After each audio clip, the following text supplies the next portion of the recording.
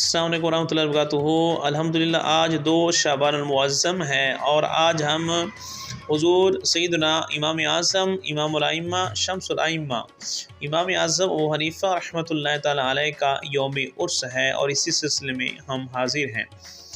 پیارے دوستو، امام اعظم ابو حنیفہ کا مرتبہ مقام بہت بلند ہے۔ آپ کی فقاہت ہو، آپ کا علمی مرتبہ ہو، آپ کی تقوی و پرہیزگاری ہو، یا آپ کا خوف خدا ہو، اللہ تعالیٰ پر توکل اور بھروسے کی دولت سے بے پناہ اللہ تعالیٰ نے آپ کو سرفراز کیا ہوا تھا۔ گویا کہ آپ کی ہر عادت اعلی و افضل تھی۔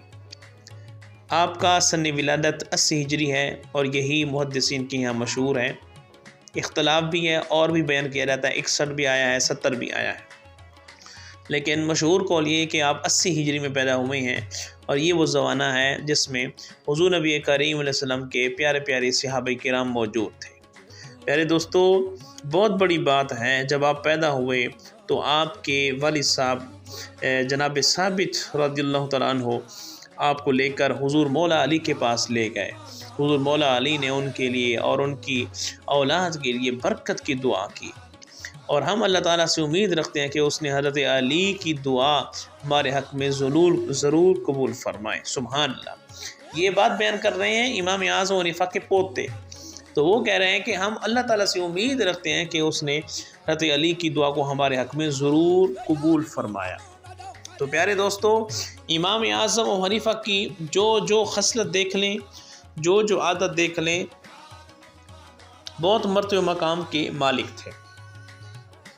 صحیح بخاری، صحیح مسلم اور مسند احمد کے اندر یہ حدیث موجود ہے۔ حضرت ابو ہریرہ رضی اللہ تعالیٰ عنہ بیان کرتے ہیں کہ حضور نبی کریم علیہ السلام نے ارشاد فرمایا، اگر دین ثریا کے پاس ہوتا تو بے شک فارس کا ایک شخص اسے وہاں سے بھی حاصل کر لیتا۔ پیارے دوستو، امام اعظم ابو حنیفہ بھی فارسی نسل تھے، اور یہ بات بالکل عیاں ہے کہ امام اعظم ابو حنیفہ ہی اس کے مصداق ہیں۔ میں صرف یہی نہیں کہہ رہا بلکہ اس بات کو ثابت کرنے والے محدث کبیر امام احمد بن حجر مکی انہوں نے بھی یہی کہا، اور خاتم المحدثین علامہ جلال السیوطی انہوں نے بھی یہی کہا کہ اس حدیث کا مصداق امام اعظم ابو حنیفہ ہے۔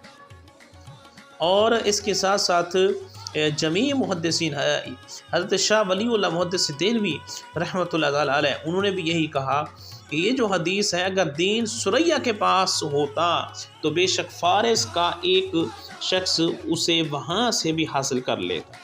سبحان اللہ۔ یہ امام اعظم ابو حنیفہ رحمۃ اللہ تعالیٰ علیہ کی فقاہت ہے کہ انہوں نے کتنا اس کے اندر محنتیں کی۔ تو پیارے دوستو، امام اعظم ابو حنیفہ رحمۃ اللہ علیہ کے زمانہ اقدس میں آپ نے جن صحابہ کے نام سے ملاقات کی اور ان کی صحبت میں بیٹھے، ان کے نام آپ سن لیں۔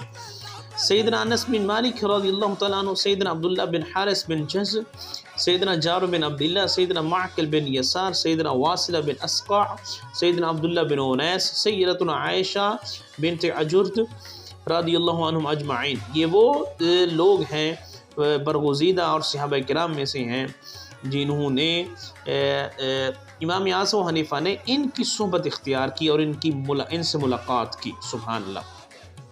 یاد رہیے، امام اعظم ابو حنیفہ نے در مختار کے مطابق 20 صحابہ کرام کا دیدار کیا ہے، اور 7 سے زائد ایسے صحابہ کرام ہیں جن سے آپ نے درس حدیث حاصل کیا ہے۔ تو کہنے کا مقصد یہ ہے، امام اعظم ابو حنیفہ کو صحابہ کرام کے ساتھ اتنی قرب اور آپ کا زمانہ پایا، یہ چیز کسی بھی امام کے اندر نہیں پائی جاتی۔ اے حنفیوں، تم بہت خوش نصیب ہو کہ اللہ تعالیٰ نے ہم سب کو ایسا عظیم المرتبت انسان عطا فرمایا ہے جس کے ڈنک کے بانگ کے توہل تمام طرف سے لگ رہے ہیں۔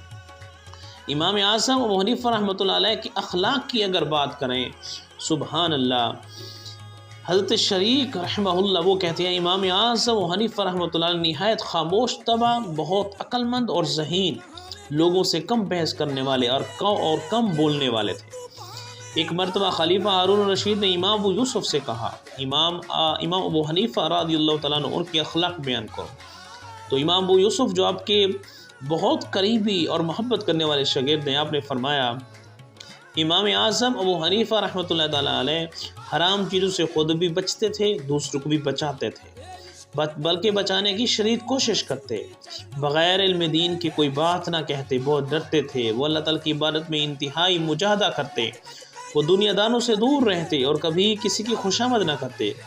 وہ اکثر خاموش رہتے اور دینی مسائل میں غور و فکر کیا کرتے۔ علم و عمل میں بلند رتبہ ہونے کے باوجود عاجزی اور انکساری کا پیکر تھے۔ تو پیارے دوستو، خلیفہ ہارون الرشید نے جب یہ ساری چیزیں سنی تو خلیفہ ہارون الرشید نے کاتب کو بلوایا اور کہنے لگے، اے کاتب، یہ تمام تر چیزیں لکھ لے، اور اپنے بیٹے کو کہا ہے، میرے بیٹے، یہ جو ابو یوسف نے خصائص بیان کیے ہیں ان کو اپنے اندر تو سمولے اور ان کے مطابق تو زندگی بسر کر۔ سبحان اللہ۔ حضرت عبداللہ بن مبارک نے سفیان ثوری رحمہ اللہ سے کہا، امام اعظم و حنیفہ غیبت کرنے سے بہت دور تھے، میں نے کبھی بھی ان سے کسی مخالف کی غیبت کی ہوئی نہیں سنی۔ سفیان ثوری رحمہ اللہ فرمانے لگے، اللہ کی قسم، وہ بہت عقل مند تھے اور اپنی نیکیوں پر کوئی ایسا عمل مسلط نہیں کرنا چاہتے تھے جو ان کی نیکیوں کو ضائع کرتے۔ سبحان اللہ۔ امام ظفر کہتے ہیں، میں امام اعظم حنیفہ کی بارگاہ میں 20 سال تک رہا، میں نے آپ سے زیادہ لوگوں کا خیر خواہ، ہمدرد اور شفقت کرنے والا میں نے نہیں دیکھا۔ آپ اہل علم کو دل و جان سے چاہتے تھے، آپ شب و روز میں اللہ تعالیٰ کی یاد میں رہتے تھے اور درس و تدریس میں آپ مشغول رہنے والے تھے۔ پیارے دوستو، یہ امام اعظم حنیفہ کی جو اخلاق ہیں ان کو بیان کیا جا رہا ہے، قربان جائے۔ تو امام اعظم حنیفہ حسن اخلاق کے بارے میں بے شمار واقعات کتب احادیث میں، کتب سیرت کے اندر موجود ہیں اور وہاں سے مزید بندہ استفادہ کر سکتا ہے۔ لیکن امام اعظم حنیفہ کی تقویٰ کی بات کریں تو پیارے دوستو، عقل رک جاتی ہے، عقل دنگ رہ جاتی ہے کہ امام اعظم حنیفہ کی تقویٰ اور پرہیزگاری اتنا زیادہ۔ سبحان اللہ۔ اس کی مثال یہ ایک واقعے کے ساتھ آپ لگا سکتے ہیں کہ آپ کا تقویٰ کتنا تھا۔ آپ کا ایک کاروباری شخص دوست تھا، تو وہ شریک تھا، آپ کے کاروبار میں شریک تھا۔ تو ایک مرتبہ اس نے کپڑے کا عیب زہر کیے بغیر اس نے بیچ دیا۔ تو جب آپ کو پتا چلا کہ اس نے کپڑے کا عیب دیکھے بغیر بیچ دیا ہے تو آپ نے اس دن کی 30,000 درہم آپ نے خیرات کر دیا، اور آپ نے یہ کہا کہ شاید کہ یہ چیز میرے استعمال میں ہے اور میرے نیک پن میں رکاوٹ بنے۔ پیارے دوستو، آج دیکھیں نا صحیح، یہ آج کا زمانہ کہاں اور امام اعظم حنیفہ کا تقویٰ پرہیزگاری کہاں۔ آپ نے 30,000 درہم آپ نے وہ صدقہ کر دیے کہ کہیں یہ رکاوٹ نہ بن جائے۔ سبحان اللہ۔ اللہ تعالیٰ پر یقین رکھنے کا کتنا مثال تھی، بے نظیر تھے آپ۔ امام اعظم حنیفہ رحمۃ اللہ تعالیٰ علیہ ایک مرتبہ مسجد میں بیٹھے ہوئے ہیں، اچانک ایک چھت سے سانپ لٹکتا ہوا نیچے آیا، لوگوں میں بھگ دوڑ مچ گئی، سانپ کرتے کرتے بھاگ گئے، لیکن امام اعظم حنیفہ اپنی جگہ سے نہ ہٹے حتیٰ کہ وہ سانپ آپ کی گود میں آ گرا، آپ نے اس کو جھٹک دیا اور ایک طرف پھینک دیا اور اپنی جگہ سے نہ اٹھے۔ اس دن یہ شقیق بن ابراہیم کہتے ہیں، مجھے یقین ہو گیا کہ امام اعظم حنیفہ کا اللہ تعالیٰ کی ذات پر کتنا یقین ہے اور کتنا اللہ تعالیٰ کی ذات پر وہ توکل اور بھروسہ کرتے۔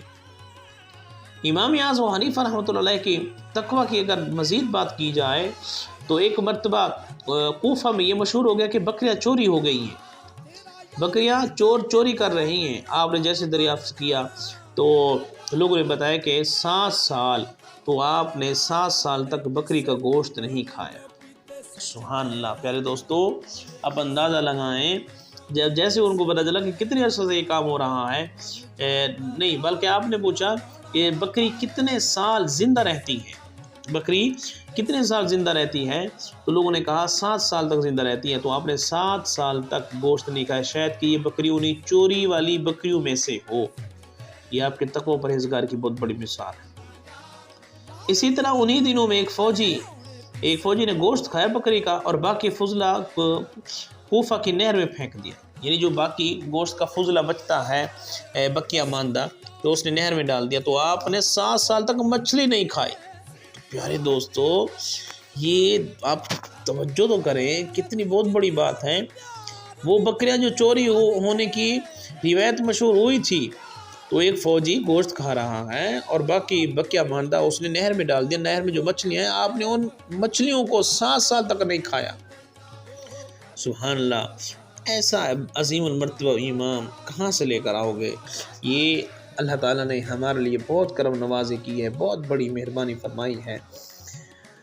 مزید یزید بن ابراہیم رحمۃ اللہ تعالیٰ فرماتے ہیں ایک مرتبہ امام اعظم حنیفہ کے ساتھ تھا، تو میں نے آپ سے سوال کیا حضور والا یہ بتائیں انسان فتویٰ دینے کے قابل کب ہوتا ہے کہ بندہ فتویٰ دینے لگے؟ تو امام اعظم حنیفہ رحمۃ اللہ علیہ فرمایا جب بندہ امام اعظم حنیفہ کے مرتبے کو پالے تب فتویٰ دے۔ سبحان اللہ، پیارے دوستو قربان جائیں امام اعظم حنیفہ کی فقاہت، ان کی سوچ، ان کی فکر، ان کے افکار، سبحان اللہ۔ لیکن یزید بن ابراہیم کہتے ہیں امام اعظم ابو حنیفہ جیسا فقیہ میں نے نہیں دیکھا اور آپ جیسا متقی پرہیزگار میری آنکھ نے کبھی دیکھا ہی نہیں۔ وہ کہتے ہیں ایک مرتبہ ایک شخص کے مکان کے پاس کھڑے ہوئے تھے، سخت دھوپ تھی، تو میں نے عرض کی حضور آپ اس دیوار کے کنارے میں آ جائیں تاکہ آپ کو دھوپ نہ لگے، سائے میں کھڑے ہو جائیں۔ تو امام اعظم حنیفہ فرمان لگے یہ گھر والا میرا مقروض ہے، میں نے اسے کچھ درہم لینے ہیں اور میں پسند نہیں کرتا کہ اس کے گھر کی دیوار کے سائے میں میں وہاں آرام سکون حاصل کروں، یہ نہ ہو کہ یہ سود میں شامل نہ ہو جائے۔ سبحان اللہ، پیارے دوستو کتنا یہ ایک تقوی پرہیزگاری کی مثال ہے، قربان جائیں۔ ایسے لوگ آج کل کم ہی ملتے ہیں، لہٰذا امام اعظم ابو حنیفہ کی محبت میں رہیے اور ان کی چاشنی میں رہیے۔ آخر میں حضور داتا صاحب والا واقعہ اگر پیش نہ کیا جائے تو یہ بات نامکمل رہے گی۔ سبحان اللہ، حضور داتا صاحب نے امام اعظم ابو حنیفہ کو جو القابات دیے ہیں وہ سننے کے قابل ہیں۔ حضور داتا علی بن عثمان حجویری، سبحان اللہ، آپ فرماتے ہیں وہ امام الائمہ شرف فقہا، سبحان اللہ۔ یہ القابات آپ اور ہم جیسے نکمے نکارے نہیں دے رہے، بلکہ حضور داتا صاحب علی بن عثمان حجویری رحمۃ اللہ تعالی علیہ فرماتے ہیں امام اعظم حنیفہ امام الائمہ تھے، یعنی اماموں کے بھی امام تھے، شرف فقہا، اور فقہا کی فضیلت تھے، فقہا کا سر بلند کرنے والے ہیں۔ حضور داتا صاحب رحمۃ اللہ تعالی علیہ کشف المعجوب میں فرماتے ہیں میں علی بن عثمان، یہ اپنا واقعہ خود بیان کر رہے ہیں، میں علی بن عثمان ملک شام میں حضور نبی کریم علیہ السلام کے پیارے مؤذن حضرت بلال حبشی رضی اللہ تعالیٰ عنہ کی قبر کے سرحانے سو رہا تھا۔ خواب میں نے دیکھا حضور نبی کریم علیہ السلام باب بنو شیبہ سے حرم شریف میں تشریف لائے اور ایک بوڑھے شخص کو آغوش میں، سبحان اللہ، بغل میں لیے ہوئے، یعنی حضور جیسے ہی باب بنو شیبہ سے داخل ہوئے حرم شریف میں تو آپ نے جس طرح کے بچوں کو گود میں لیا جاتا ہے اور پیار کیا جاتا ہے، ان کے ساتھ بہت محبت اور الفت سموئی ہوئی ہوتی ہے، حضور نبی کریم صلی اللہ علیہ وسلم بھی ایک بوڑھے شخص کو آغوش میں لیے ہوئے ہیں۔ حضور دادا صاحب فرماتے ہیں جیسے بچوں کو آغوش میں لگایا جاتا ہے، تو حضور دادا صاحب فرماتے ہیں میں دوڑ کر گیا، میں نے حضور کی قدم بوسی کی، حضور کی قدموں کو چوما اور عرض کیا حضور والا میرے غریب نواز مہربانی فرمائیں یہ بوڑھے شخص کون ہیں، یہ کون سا بندہ ہے؟ تو حضور نبی کریم علیہ السلام نے انتہائی محبت پیار کی کیفیت میں ارشاد فرمایا اے علی یہ تیرا اور تیرے ملک والوں کا امام ابو حنیفہ ہے۔ سبحان اللہ، یہ تیرا اور تیرے ملک والوں کا امام ہے۔ سبحان اللہ، پیارے دوستو امام اعظم حنیفہ رحمۃ اللہ علیہ نے پھر آپ نے اس خواب کی تعبیر کیا بیان کی؟ آپ بیان کرتے ہیں اس خواب کی تعبیر یہ ہے کہ امام اعظم حنیفہ حضور نبی کریم صلی اللہ علیہ وسلم کی ذات میں فانی و صفت تھے، آپ نے فنا کر دیا تھا حضور کی عشق اور محبت میں، حضور کی صفت بقا کے ساتھ آپ قائم تھے۔ جب حضور نبی کریم صلی اللہ علیہ وسلم سے خطا نہیں ہو سکتی تو اسی طرح امام اعظم ابو حنیفہ سے بھی خطا نہیں ہو سکتی۔ جس طرح حضور نبی کریم علیہ السلام محفوظ معصوم عن الخطا ہیں، اسی طرح امام اعظم حنیفہ کی جو فقاہت ہے وہ بھی محفوظ عن الخطا ہے۔ امام اعظم حنیفہ کی فقاہت میں کوئی شک نہیں ہے، آپ کی فقاہت بہت بلند و بالا ہے۔ اے حنفیوں، ہم سارے خوش نصیب ہیں کہ اللہ تعالیٰ نے ہم سب کو ایسا عظیم المرتبت امام عطا فرمایا ہے۔ اللہ کریم ہم سب کو امام اعظم اور حنیفہ کی محبت میں رہنے کی توفیق عطا فرمائے۔